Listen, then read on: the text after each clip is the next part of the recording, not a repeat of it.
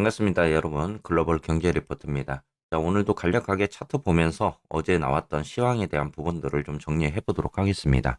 자, 먼저 테슬라인데 지금 테슬라가 어제 이제 실적 발표를 했죠. 넷플릭스 같은 경우는 우리가 우려했던 이 가입자의 수가 좀 더 증가되는 모습을 보이면서 어닝 비트적인 부분들을 만들어 줬습니다. 자, 하지만 테슬라 같은 경우는 우리가 역시나 예상한 것처럼 그리고 시장 점유율이 계속적으로 떨어지고 있는 그런 모습이잖아요.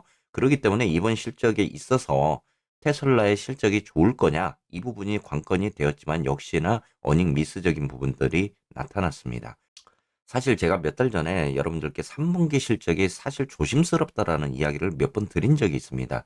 과연 경기 침체를 앞두고 이 기업 이익의 침체적인 그런 시장들이 3분기 실적에서 나타날 건데, 이러한 기업 이익 침체적인 부분들이 시장에 나타났을 때 향후 미국 증시에도 악영향적인 그런 요인이 될 수 있다라고도 이야기를 드렸잖아요. 그래서 저는 여러분들께 3분기 실적이 사실 염려스럽다, 그리고 우려스럽다라는 그런 이야기를 드린 적도 있습니다. 자, 이렇게 테슬라와 넷플릭스 실적을 꺼내놓고 봤을 때 그만큼 테슬라의 실적이 좋지 않는 이러한 모습들도 나오고 있는데, 더욱이 지금 화이자가 이 전기차 시장까지 뛰어들면서 시장에서 폭풍 성장적인 그런 모습까지 보이다 보니까 테슬라의 시장 점유율에 대한 부분도 좀 더 약해지지 않을까, 이런 우려스러운 부분도 생각이 들고 있습니다.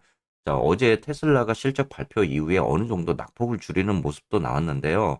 자, 242.6달러 구간에서 마무리가 되면서 이 제가 설정한 넥라인 구간에서 지지를 받고는 있습니다. 하지만은 오늘 시장에서 가장 관건은 230달러대를 지켜주느냐겠죠.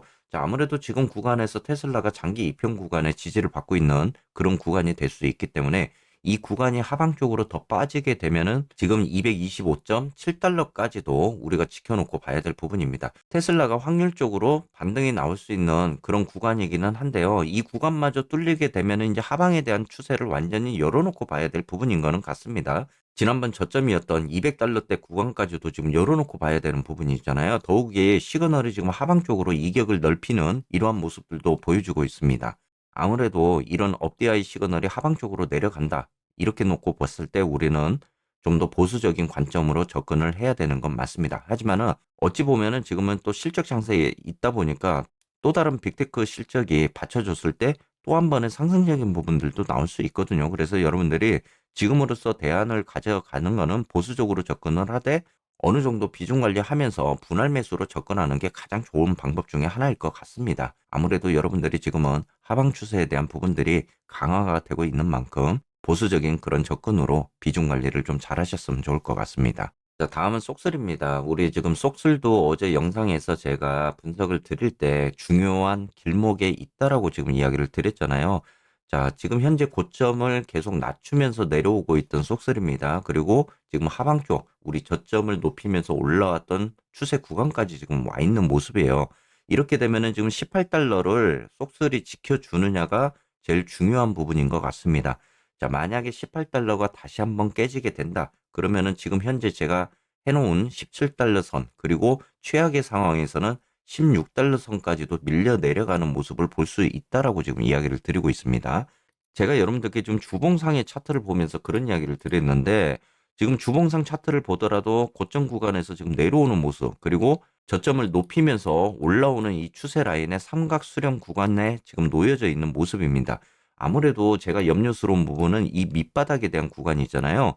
이 추세 라인을 이탈하면서 내려오는 그런 주봉 차트가 나오게 된다면은 16달러 선까지도 밀려 내려가는 모습을 볼 수가 있다라고 이야기를 드렸던 점입니다. 아마 이 영상은 제가 정말 9월 초 그리고 10월 초 들어오면서까지도 몇 번 여러분들께 이야기를 드렸던 부분이에요.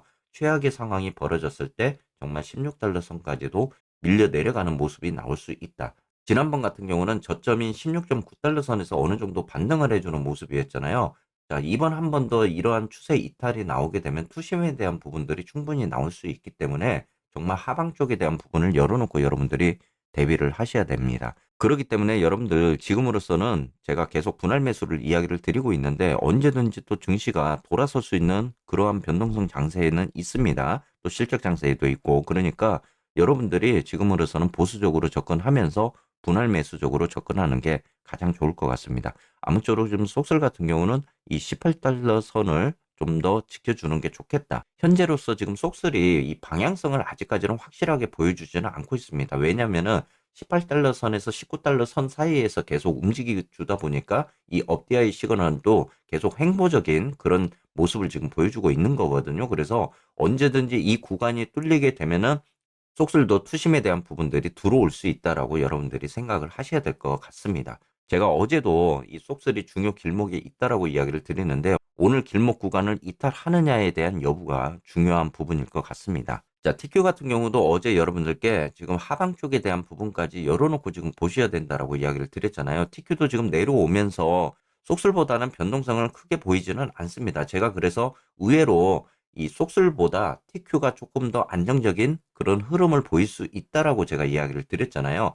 자, 아무래도 이제 실적 장세 들어가다 보면 기술주들의 이 실적에 따라서도 TQ가 움직임을 보여줄 수 있는 부분에 있습니다. 자, 지금으로서는 TQ가 이 36달러 선에서 어제 마무리가 되면서 마이너스 4%를 기록을 하고 있습니다. TQ 같은 경우도 이 36달러 선이 깨지게 되면요. 지금 밑에 34달러, 34.5달러 구간까지 여러분들이 열어놓고 보셔야 될 부분입니다. 아무래도 이 구간이 이제 장기 이평이 있는 구간이죠. 그리고 지난번에도 지지를 받아줬던 그런 구간입니다. 하지만은 제가 항상 여러분들께 이야기 드리는 게 이 지지를 받고 올라갔다가 다시 내려올 때 이 구간이 예전보다는 지지 구간이 약해질 수 있다라는 그런 이야기도 드린 적이 있습니다. 어찌 되었건 뭐 그렇다고 이 구간이 무조건 뚫린다 이건 아닙니다. 한 번 더 지지 구간에서 저점에 대한 매수적인 부분들이 충분히 들어올 수 있는 그런 구간이기는 해요. 다만 이 구간이 뚫리게 되면은 다시 한번 투심이 일어날 수 있는 그런 구간이기도 하고 길목이기도 합니다. 그래서 TQ 같은 경우는 무엇보다 지금 현재 구간인 36달러 이 EMA 120선이 있는 구간을 지켜주는 게 중요할 것 같고요. 하방 쪽으로 내려왔을 때 34.5달러 구간 그리고 34.6달러 구간을 좀 지켜주는 게 가장 중요할 것 같습니다. 자, 끝으로 TMF 이야기 한번 드려보면요. 어제 우리 장기물인 20년 국채 입찰이 있었습니다. 어제 재무부 국채 입찰이 한 130억 달러 규모로 이루어졌는데 국채 입찰이 좀 강세적인 그런 모습을 보였고 그로 인해서 국채가 좀 더 매도적인 부분이 크게 나오는 모습은 아니었습니다. 20년 만기 수익률이 5.2%, 지난번 거의 고점 구간까지 지금 올라와 있는 모습입니다. 어제 이렇게 장기 수익률 20년 국채 입찰 이후에 하락세를 좀 보였지만은 이날도 여전히 고점적인 구간을 높이는 그런 수익률을 보여줬습니다. 지금 10년 만기 국채 수익률도 거의 4.95%, 거의 5%대 구간까지 좀 상승하고 있는 모습입니다. 이렇게 국채 수익률이 높아지다 보니까 당연히 증시에는 압력을 줄 수밖에 없는 부분입니다. 이로 인해서 지금 주가의 움직임이 하방 쪽으로 더 내려온다라고도 우리가 볼 수 있는 부분이 있잖아요. 자, TMF가 지금 어제 4달러대까지 다시 밀려 내려가는 모습을 보이다가 지금 4.1%에서 어느 정도 마감을 하고 있는 모습입니다.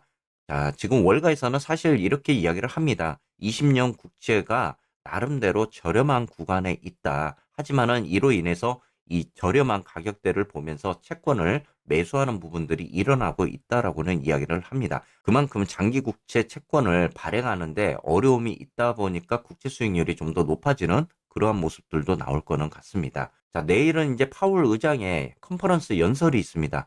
파월 의장의 입에서 어떤 이야기가 나오느냐에 따라서 증시의 변동성을 충분히 보일 수 있는 그런 시장이 될 것 같습니다. 여러분들이 좀 더 보수적인 관점으로 시장을 접근하셔야 될 것 같습니다. 자, 오늘도 좋은 하루 보내시고요. 또 좋은 수익 만들 수 있는 그런 시장 대응하시기를 바라겠습니다.